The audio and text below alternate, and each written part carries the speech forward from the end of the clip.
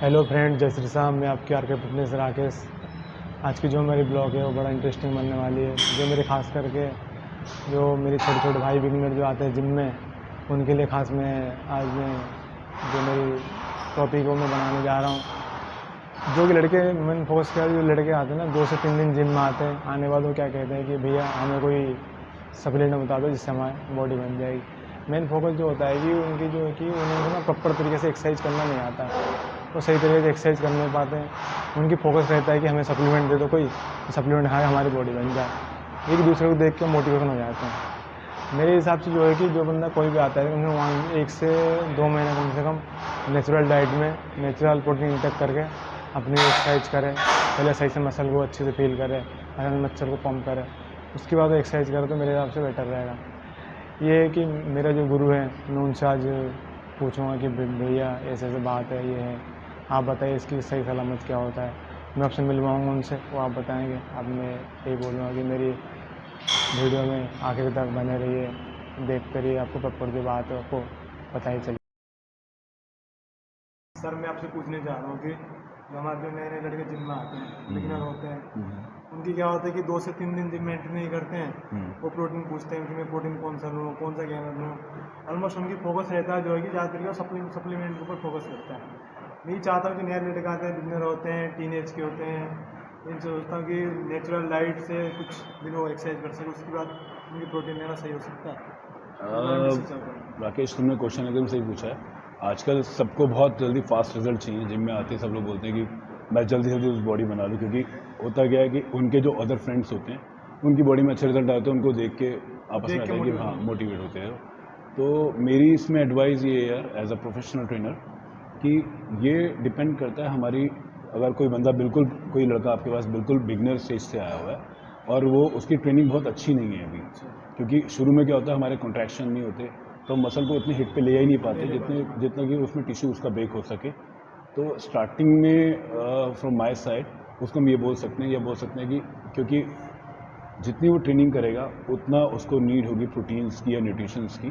तो मेरे ख्याल से हम ये कर सकते हैं कि पहले कुछ दिन हम उसे नेचुरल डाइट पर चलाएं, उसको एक बोल सकते हैं उसकी लाइफ में एक चीज़ ऐसे ऐड कर दें जिसमें कि उसको ये फील हो कि अब वो एक फिटनेस की फील्ड पे जा रहा है, फिटनेस के लिए वो मूव हो रहा है।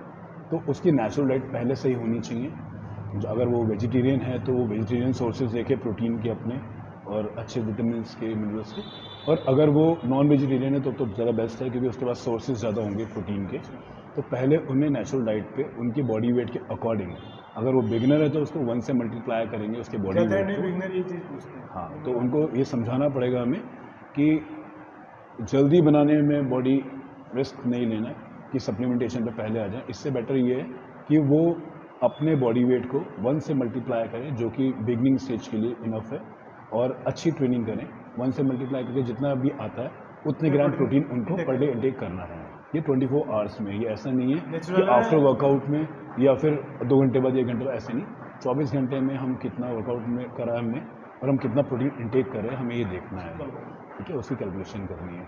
तो कोशिश ये रहे पहले, जब तक उसका ट्रेनिंग मैच्योर नहीं होता, उसके पोस्चर क्लियर नहीं होते अच्छे से, तब तक हम उसे बेसिक डाइट प्लान पे दे सकते हैं नेचुरल डाइट के साथ, जो हमें घर पे इजीली किचन में मिल जाती हैं। कुछ चीज़ें अरेंज करनी पड़ेंगी, एक्स्ट्रा एग्स वगैरह कुछ ऐड करने पड़ेंगे, वो हम ऐड कर सकते हैं। तो सप्लीमेंट की स्टार्टिंग में कोई बहुत बड़ी नीड नहीं है। ऐसे में सोचने मतलब जो कोई बंदा आता है कितने दिनों से प्रोटीन लेना चाहिए? नेचुरल डाइट फॉलो कर रहा है, मतलब 3-4 किलो गेन भी हुआ उसने, अब वो चाह रहा है कि मैं प्रोटीन इंटेक करूँ, साइज भी अच्छी गेन होगी। देखो, इट्स डिपेंड कि उसका पोस्चर और उसके कॉन्ट्रैक्शन कितने स्ट्रॉन्ग बन चुके हैं ट्रेनिंग में। जितने अच्छे कॉन्ट्रैक्शन होंगे, जितने अच्छे पोस्चर होंगे, उसका मसल उतना ज़्यादा उसका टिश्यू ब्रेक होगा और उसको उतनी ज़्यादा रिकवरी की ज़रूरत पड़ेगी, ठीक है। तो उसकी रिकवरी के अकॉर्डिंग ही प्रोटीन हम डिसाइड कर रहे हैं। हम कोई ऐसा नहीं कि कोई बिगनर कैसे आएगा तो हम उसको क्या करेंगे, ये कोई की बात नहीं है, ये एक स्पेसिफिक पर्सन की बात है कि वो अपने आप को कितना हिट कर पा रहा है, कितने अपने आप को मसल टिश्यूज को ब्रेक कर पा रहा है, उसकी रिकवरी के लिए एक प्लान बन रहा है। तो ये सब पे लागू नहीं है। एक बेसिक बात करिए तो बॉडी के हिसाब से और ट्रेनिंग के हिसाब से वो कितना सिंसियर है अपने मसल के लिए, उसके अकॉर्डिंग होगा उसका डाइट प्लान। तो सप्लीमेंट्स हमको तब उसे रिकमेंड करना है जब उसका नेचुरल डाइट का सप्लीमेंट उसके लिए इनफ नहीं होगा। जब उसे एक्स्ट्रा सप्लीमेंट्स चाहिए होंगे, जैसा लगता है कि नेचुरल डाइट में पूरा उतना सप्लीमेंट प्रोटीन ले ही नहीं पा रहा जितना उसे प्रोटीन की नीड है, तब उससे सप्लीमेंट ऐड करेंगे। तो ऐसे ही करेंगे मेरे ख्याल से, इससे पहले रिकमेंड का मतलब नहीं बनता। Okay sir, thank you sir. बिल्कुल।